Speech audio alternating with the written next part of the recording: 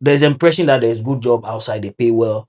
So once they are in the UK or they are in the US, they are in Belgium, they are in Canada, Australia, they want to prove to people that they are living good. So they want to come and build mansions that, yes, of course, when I came to UK, I'm not a useless person in quote. If you're going to stay, I always tell people there's always a caveat. If you're going to stay in the UK for 5 years, your plan is to come to UK for 5 years or Canada for 5 years and come back home.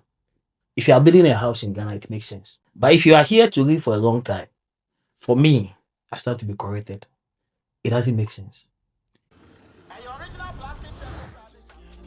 It's a part of the game, building anticipation, getting close to the edge. No, you think I see you more than a friend. Better late than never. Now it's all over me. Welcome to another episode on BKP Exchange. This is Uncle Ju, your host. Today we are going to be talking about life in the UK. Expectations, are they being met? How is the relationship between ourselves and then the people back home? I have Tony here, and then I have Governor Kufu also here. They will be joining me in this conversation. Let's dive right into this. Is everything okay, guys? Yeah. Are you living the dream? It depends. It depends. Depends on the dream. It depends on the dream. But then I think as a rule of thumb, each and everyone has their dreams. We all can't be living the same dream. So what is your dream, Tony? Why did you even decide to come to the UK? Okay, first of all, I am someone who likes to challenge myself, who always want to get out of my comfort zone. And then looking at the fact that I spent most of my life in Ghana, I was like, okay, why not try another man's land and then see what is out there? So I think that was my motivation in the first place. Big man. Okay, my answer is not the usual answer you get from people. Mine has to do with fulfilling purpose. Because of who I am, whatever decision I take, I must inquire like David from the Lord. I must accept that at a point in time I was frustrated in Ghana. And my frustration was because of certain things that happened where I used to work. I would not want to say it because of where I was working, a very sensitive institution. So I was kind of tired. Let me just quit this job. So I started looking for jobs. Then this opportunity came for nurses to travel outside, and I was like, let me give my wife the opportunity to explore other countries to see what it is like to work as an international nurse. So that came when I was going through a bit of frustration with things that were happening in the office. But of course, as somebody that always when I'm taking very important decisions, I have to pray about. I ask of God, and I realize there's something that God wants me to do here. So that aligned with the fact that I wanted my wife to also go out. So I said, okay, fine. If God has something for me to do in the UK, then let my wife take this opportunity.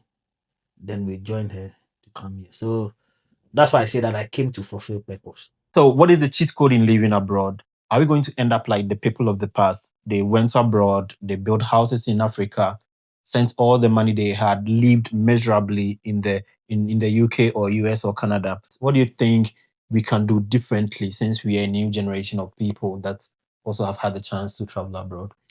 I think is your perspective about how you see life. There are people that a lot of people that go back stay here. I know people stay in a very small room and they'll build machines back home. You see, I don't know how to put it in English, but I mean our viewers should pardon me. There are certain things when you see in the local language, it makes people to understand. Why do you say that? You see, we are people that we like to please people. So there's impression that there's good job outside, they pay well. So once they are in the UK or they are in the US, they are in Belgium, they are in Canada, Australia, they want to prove to people that they are living good. So they want to come and build mansions that, yes, of course, when I came to UK, I'm not a useless person in quote. I'm working hard. This is what I built in Ghana. So a lot of people are driven by trying to create impression that you are doing well. Now you see, you are deceiving yourself. Who are you proving yourself to? Do you get me? If you're going to stay, I always tell people there's always a caveat. If you're going to stay in the UK for 5 years, your plan is to come to UK for 5 years or Canada for 5 years and come back home. If you are building a house in Ghana, it makes sense because your plan is to come back after 5 years. But if you are here to live for a long time, for me, I start to be corrected. It doesn't make sense. this is where you are. Build your things here. Build it here.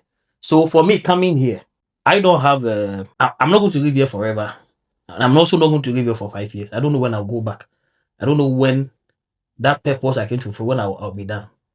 So for me, once I know, but I know I'm going to stay here more than 5 years. If I have the opportunity, I'll buy my house here and stay here. The only time I'll build a house in Ghana is for commercial purpose.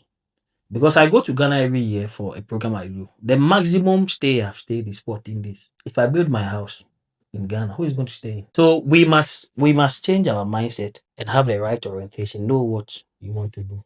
Right. Tony, what do you think is the problem with people back home perceiving, or what is the perception that people that are living abroad are so well made, well to do? Are you okay as you are here? Well, I wouldn't say I'm okay, and I wouldn't say I'm not okay. And then also, I want to break it down before then I answer your question. Let's take this for instance. Me and you, or you and I, we know we live in a ghetto somewhere in Accra, maybe somewhere around Cantonment or anywhere.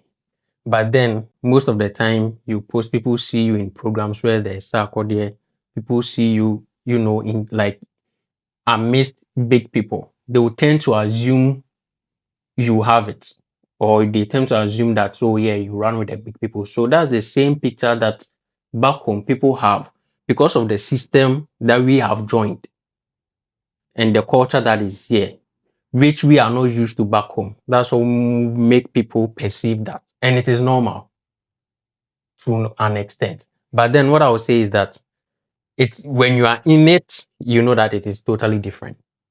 So sometimes they will have to experience it to actually know what is really going on. Yeah, but then we've heard. Oh, do you have anything? Yeah, it's making a very, very, very valid point. And once again, I'll blame our senior bloggers who came here many years ago. You see, when we were young, people that travel abroad, when they come for Christmas, they come to show off. So you live with an uncle who is struggling even to have a 3 square meal. Then he comes from Italy or he comes from Toronto and he's living big. When he goes, what are you going to think of him? It's well to do. So you see, I think the earlier bloggers, those who came early, are the ones that did not help us.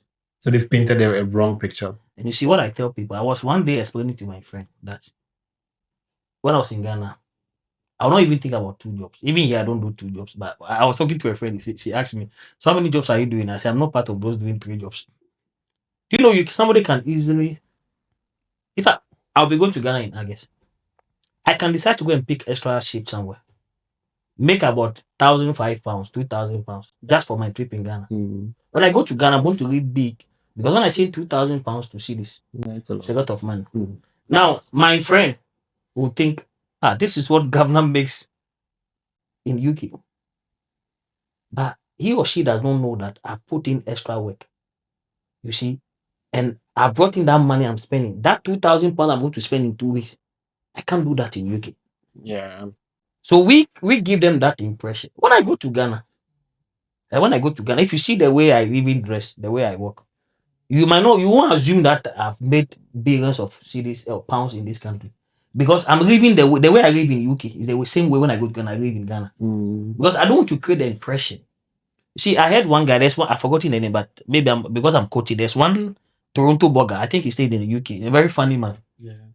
He said that the pay conditions in UK is the same as in Ghana. Okay. Why? What is he saying? Now, the average salary for most Ghanaians is 1,000, 1,005, 2,000, 3,000, 4,000. Right.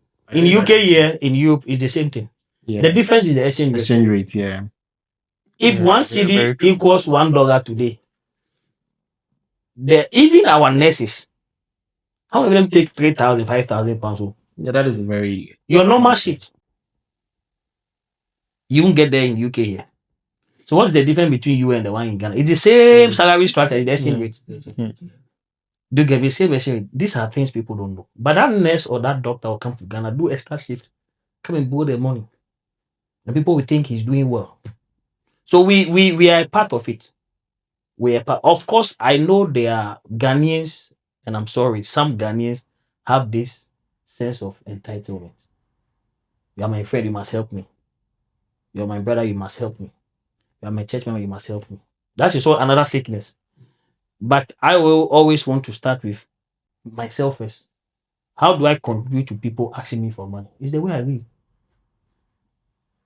The way I live. If bloggers will be truthful to themselves, we bring all this pressure on us. Somebody can even go to Ghana and be buying on credit card. Do you get me? You will buy it on you pay this on credit card. But your friend doesn't know that it is what? It is credit card. Right. So that is a very interesting take from like everyone else. How do we escape this rat race? How do we what do we need to do differently so we don't end up like the senior bloggers that you spoke of? They came to the UK, they worked, sent money home. Even there were family members who were very cruel. Sikana almost send the coffee so mom fan consider and come on fancy. Omudio my bro. Now it's on my year cost 19 and so on. So what do we need to do differently? So we don't end up like those senior bloggers that came. For I go again is the truthfulness and how we let people understand. See, I started this thing back in Ghana. Anything I buy, I tell my wife how the money came about. Even my children, I tell them. Now I don't want them to have the impression that anything I want, daddy will buy for me. So they understand that I am doing things for them based on sacrifice. So they understand from day one. Not that daddy has. You know, when you're a child, you assume your father has money. Do you get me? It's the same orientation. It's the same thing. When you don't tell people your struggle, if you send them £1, you might think you're okay.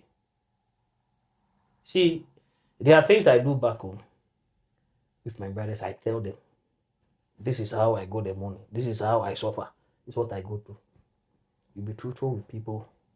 And of course, I think we must find the right people to help us do things back home. It's difficult to trust the average Ghanaian, but it doesn't mean that there are not people that you cannot trust. There are people. I have a friend. He met a man. Doesn't know the man from anywhere. They met somewhere, and he's an electrical engineer. So the man had given money to his family people to build houses, and like you said, they just squandered the money. He met this guy. He tried this guy, and my friend has been building for him, his wife, their entire family. They have a lot of Yeah, people abroad. People abroad. He's the one building for them. So they are faithful people in Ghana, but we must find them and use them to do whatever you want to do. But of course, you must let them know, have a conversation, let them understand. You see, when the average person who is selfish, when he has the impression that that's where they start having the intent of the missing. Do you get me? Me, when I give you one CD, like I remember when my brothers were in school, my dad had lost his job at that, so I was taking care of that. I told them, hey, try me trouble, but I tell them that the money I make, I didn't add zeros to it to make money. So if you don't need book money, you come and collect book money from me. It's cash. Yeah, keep it real. Because I don't steal money where I work to come and take care of you. So you don't have any right to come in. Like we say in Ghana, trouble. Yeah. Do you get me? So I think we must be open to people, let them understand what we are going through, and so that they can sympathize with us and help us to do. And of course, you should also have that grace to identify the right people to use. Yeah, and then it's very sad that we've had to leave like everything that we love, people that we share interesting connections with, and then come all the way to abroad. Even there are people that come to the UK or US and then they know no one. What do you think we have to do to make our home, our beloved Africa? What are some of the things that we need to put in place to make the systems, foundation that we need to set to help us stay back home? Because it's almost like everyone that you meet back home is trying to leave the country. Obi a obehyia na Ghana bia so to kwan. What else? Nti then e be ya be ma ye kro na ye enika, and as what are the things that we can do to make our home attractive, Tony? Well, that's a big conversation because back home, I think it's a general problem. We stemming right from the top, from the government to the normal average Ghanaian. So, and obviously there are so many ways that we can put, or so many things that we can do to make it much easier, especially You know how work is in terms of searching for a job back in Ghana. Very difficult, very tiring. It's always almost like, not even almost, it's always before you get anything, even the most menial jobs, unless you know someone. Yeah. And then back home too, there isn't any foundation or trust that gives money or loans to people with ideas to help them become entrepreneurs. It is always the baba in the school with no experience. So it has to start from our education system, how we'll be able to train the kids or students practically, so that when they graduate, they know things. Me, I've always been jealous of those who do fashion and those who do the actual engineering, those who do the practical thing, yeah, hand stuff. Most of the people who are like doctors, they're only lucky because even in Ghana, doctors, when you graduate, it takes a very long time for you to be posted. See, all these things have to be in check. Nurses and all of that. I think if even the normal one, the nurses, the teachers, everyone was like living a bit comfortably, I don't think people will be rushing out of the country. Yeah, so Yeah. our systems back home are not Yeah, very the attractive systems, yeah, today, they are not are they? attractive and appealing. Yeah. Right. What do you think? Governor? I believe in leadership. Some years back, I've always said that it's leadership. But over time, I'm having a different mindset about all these issues. Because if I'm a bad individual and you vote me as an MP, I can't change overnight to become a good MP. If I'm a bad man and I marry, unless I have intentionally said to myself that I was living a bad life, now I'm married, I want to change. In as much as leadership shapes everything. See, when you studied Europe, I said this, I asked a British friend many years back, I think about 2-3 years back. I still think in every country, majority of the people are average. It's only few people that think in every country. It's only few people. But the difference between where we come from in the advanced nations, that the few people that are thinking are doing the right things.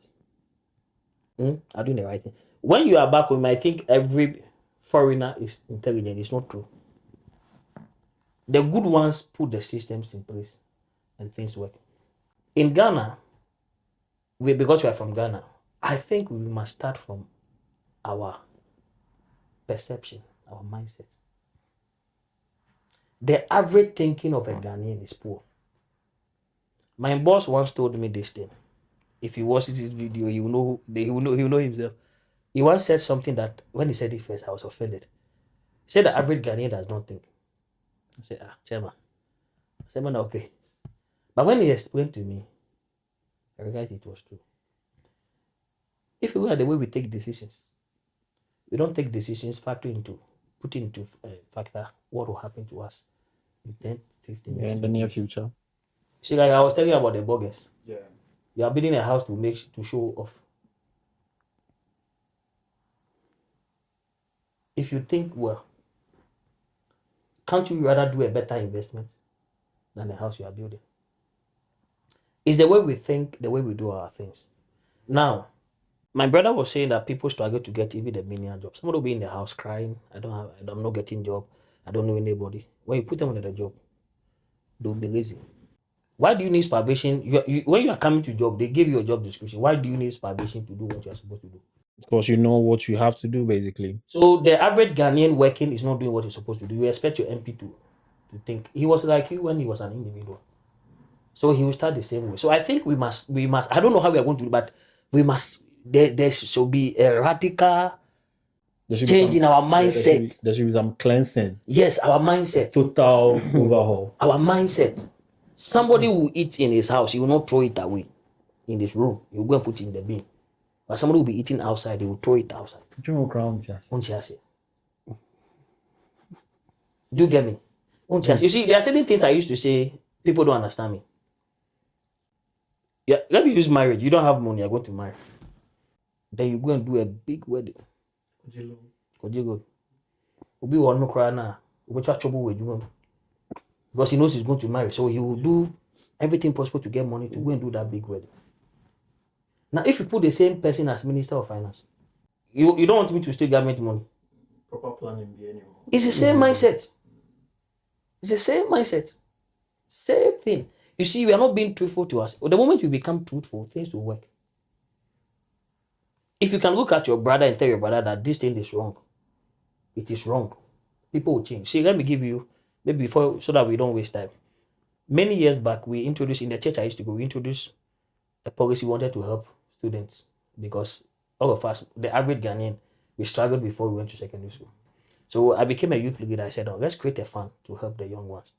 So when we started, we wanted to live by example. So we decided as executives, we contributed some money to buy provisions like milk, and all those things for those who were going to secondary school. That was the same year our last borns, who are twins, were going to secondary school. So they were in the junior youth, so they don't do adult service. So we told them that they should wait behind doing mains after their junior youth service ends. They shouldn't go home. They should wait to join adult service because we have a presentation to give them. Then my brothers, the twin, the elder one, decided to go. Some other people went home. So when we were distributing the items for them, then our late pastor and other people said, oh, the other two people, including your brother, they have gone home. So can we keep their things for them? I said no. So I told him that, who are you? Because your brother is a youth president. We told you to wait. You went home without asking permission. Oh, and yes, people told me that I'm like, you are difficult. I said, no, it's principle. We've told you stay behind. Why do you go without asking permission? Because you think you are in the church, so we will just do things anyhow. We didn't give it to him. After the service, I went straight to my mom. I was not staying. I told them that, don't say because Ben got provisions from the church, I'm not going to buy provisions for him. Whatever I'm going to buy for them, buy it and add this one to it. You know what the other one who went to, do you know what he told me? He said when he left the church, he knew I'll not give him the provisions. So he knew the consequences. He knew. Because whether you are my wife, you are my father, when you are wrong, You are wrong. you are wrong. I think the anyhowness in Ghana is way too much. Those are the issues. We urinate everywhere. We park everywhere. See, if you drive on the roads of Ghana, it's more like a death trap. You know, I tell people that one of the things I'll take away from me, from UK to anywhere I go, is the way they drive here. You know, when I started driving, when I went back home, they were honing me. Because, you know, here, right of way. I'm entering I don't have a right of way. Ghana is, somebody told me, hey, you this, I don't know how they saw me like I'm 20 years. They said, I'm sorry, I'm going to find Papa Moka, and I'm in Namkro. I can go and take your daddy's car. You'll be driving. I just look at them, I said, me take my daddy's car. And one funny thing when I started driving, one funny thing is you that you are doing the right thing. people insult you. You see, that's what I'm talking about, the mindset. You see, we are hypocrites. Let me put it that way. Every Ghanaian is a hypocrite. The things he will do when he's not a leader. When another person is doing as a leader, you'll be criticizing. Yeah. You are not accountable in your house, but you want your minister to be accountable. You're not accountable to... See, that's why I told you something, that if I get money to buy a car, I tell my wife how I made the money. Even my sons, 6 and 8 years, I tell them, any investment I make, there are certain investments I've made, which you know, about crypto, those things. I tell my they don't even understand what it is. Yeah, but they know. Yeah. So that when I make money from those investments, they might not think their father is a rich man somewhere.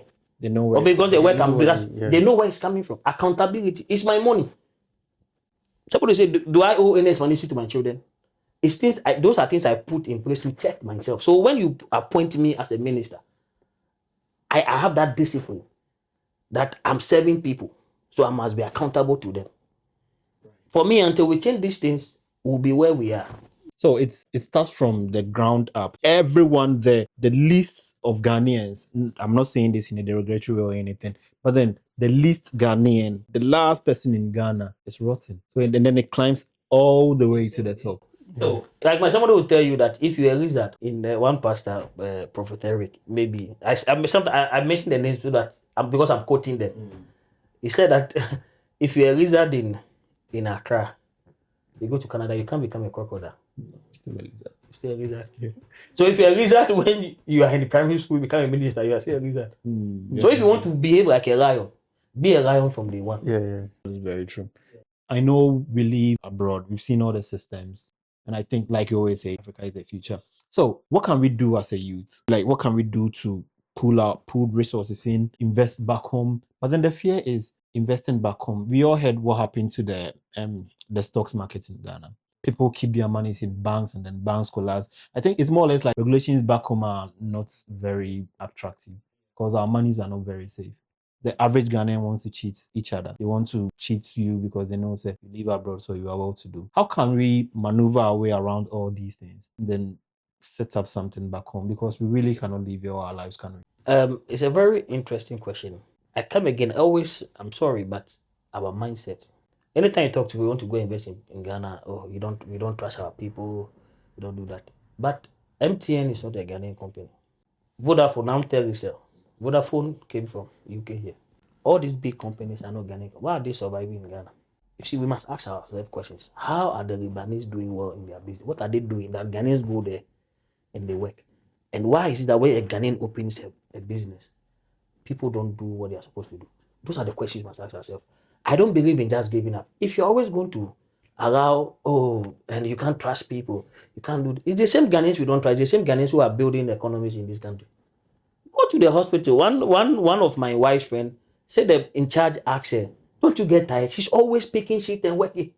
Until when?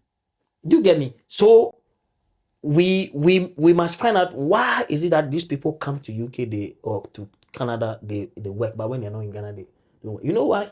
In UK here, if you misbehave, your uncle will not come and beg for you. You see, people drive anyhow in Ghana because some of the police officers say, "Sam, you can bribe your way out." What are they doing? Those are the things we should ask ourselves. Go to the Indians, the Chinese here. We say we don't trust ourselves. They come together, they put resources together, and they establish a lot of businesses. Ghanaian man doesn't want to trust anybody. You see, life, everything is a risk. So if you sit in a flight, you know you're taking a risk. You can crash anytime. You are driving, you can get accident. You don't even know the pilot. You don't know him. But we sit in it. So you must start something. See, when you talk to the businessmen, they failed. People have duped them. When you ask whether people have not duped you before, they'll go through those things.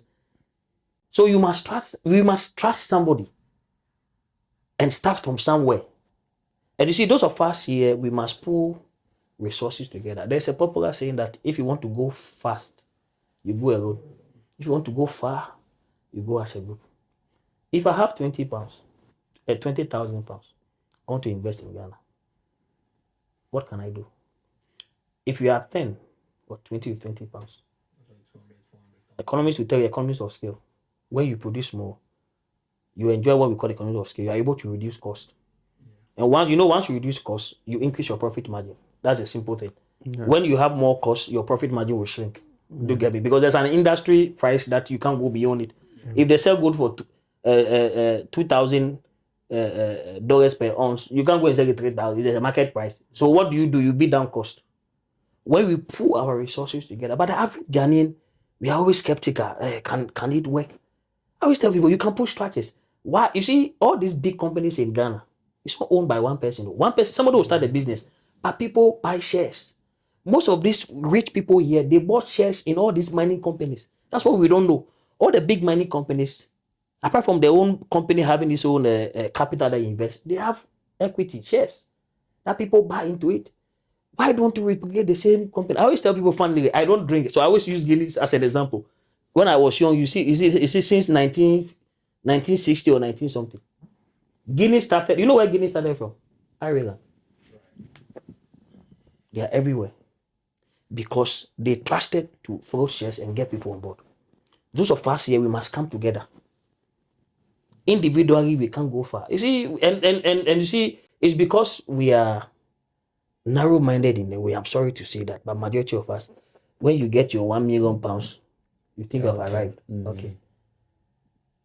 So we don't dream big. But if you want to dream big, when we come together, I can generate 1 million on my own, maybe in a business. But if you have 5, we can generate 1 billion. Yeah. Are we not making progress? Right. So we should come together. We should forget about this trust. Come together. Trust somebody. Let's put something together and go back and invest. I always tell you that the future is in Africa. It is, yeah. And these people know. The advanced nation, they know. Yeah. China is in Ghana. Brazil is in all that. Any country that advances, they come to Africa. Why do you is think you are coming there? That is where the raw materials are. You know and why? Everything. Money is where problem is. Most of the problems have been solved in Europe. What is there to solve? What are you going to solve here? It's You're just going to basically add up. But the problem is that's where the money is. That's why I say the future is in is in Africa. Africa. Right. So guys, this is very interesting. So thank you so much for joining this conversation. Like, share, and then subscribe. Continue in the comments. Thank you so much. It's been very interesting. See you on the next one.